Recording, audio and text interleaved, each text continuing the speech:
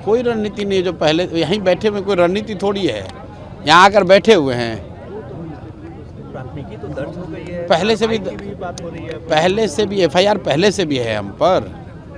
तो पहली प्राथमिकी जो दर्ज हुई थी उससे इसमें क्या अलग है? पहली बार भी यही बात कही गई थी। लेकिन प्रशासन तो बेकार अपना टाइम वेस्ट कर रहा है। भाई मेरे पे एफआईआर पहले उन्होंने किया ही हुआ था, तो अगर कोई कार्रवाई करनी थी तो उसी पे कर लेते हैं। अब दोबारा किया है, फिर आके कर ले कार्रवाई, उससे क्या हो जाएगा? कार्रवाई करोगे फिर 2 दिन के बाद फिर बैठ जाऊंगा। कहा जा रहा है कि जगह धरना प्रदर्शन का नहीं है और यहाँ पे बैठ नहीं सकते। किसने कहा ये बात? ये कानून किसने बनाया है? दिल्ली में किसान आज महीनों से धरना प्रदर्शन कर रहे हैं, वो दिल्ली के सड़कों पर बैठे हुए हैं। उनको केंद्र सरकार ने परमिशन दिया है कि दिल्ली सरकार ने परमिशन दिया है, या आप ये कह रहे हैं बिहार के अधिकारी की दिल्ली की सरकार को कोई समझ नहीं है? आप मुझे बताइए कि दिल्ली में जो किसान धरना प्रदर्शन कर रहे हैं, उनको परमिशन सड़क पर बैठने का किसने दिया है? उनको पकड़कर क्यों नहीं सरकार अरेस्ट कर रही है? और अगर दिल्ली के सड़कों पर कोई प्रदर्शन कर सकता है तो बिहार के गांधी मैदान में कोई क्यों नहीं बैठ सकता है?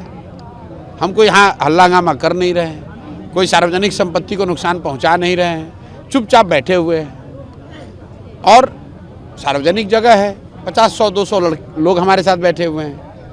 ये कोई रैली है नहीं, कोई लॉ एंड ऑर्डर का सिचुएशन है नहीं, तो मैं क्या गलत कर रहा हूँ? जैसे गांधी मैदान में इतने लोग घूम रहे हैं, तो क्या हर आदमी को गांधी मैदान में आने के लिए परमिशन की जरूरत लगेगी? लेकिन मुद्दा तो बीपीएससी का है ना भाई, मुद्दा तो बिहार के युवाओं का है, खाली बीपीएससी का क्यों है? मुद्दा तो हमने लिख कर दिया है, आप देख लीजिए। मुद्दा ये है कि नीतीश कुमार जो यहाँ अभी सत्ता में बैठे हुए हैं, 2015 में जिन युवाओं से मिलने के लिए उन्होंने इनकार कर दिया, इन्हीं के घर घर जाकर, गांव-गांव जाकर कहा कि भाई हमें वोट दो, मैं सारे बेरोजगार युवाओं को 1000 रुपये महीना कम से कम भत्ता दूंगा, बेरोजगारी भत्ता दूंगा। 10 साल हो गया, बच्चों को पैसा नहीं दिया। मुद्दा ये है कि पिछले 10 वर्ष में जितनी बार पेपर लीक हुआ, सरकार ने बड़ी बड़ी बात कही, लेकिन आज तक कोई शिक्षा माफिया गिरफ्तार नहीं हुआ।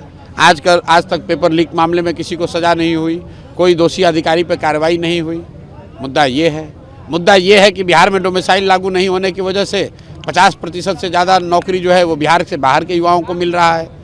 क्योंकि नीतीश कुमार को प्रधानमंत्री बनने का नशा था, तो सोच रहा है डोमिसाइल नहीं लागू रहेगा तो दूसरे राज्य वाले नीतीश कुमार को वोट देंगे, और बिहार के बच्चों का भविष्य बलि पे चढ़ाया जा रहा है।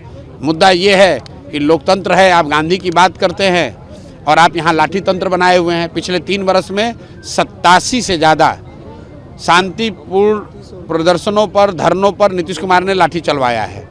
आंगनवाड़ियों पर लाठी चलवाया, सरपंचों पर लाठी चलवाया, शिक्षकों पर लाठी चलवाया, मुखिया लोग आए उन पर लाठी चलवाए, सांख्यिकी वाले लोगों पर, मतलब अनगिनत जो भी समाज का वर्ग यहाँ आया है उस पर नीतीश कुमार ने लाठी चलवाई। यहाँ तक कि उनके साथ सत्ता में बैठे हुए भाजपाइयों को दौड़ा दौड़ा के मरवाया नीतीश कुमार ने।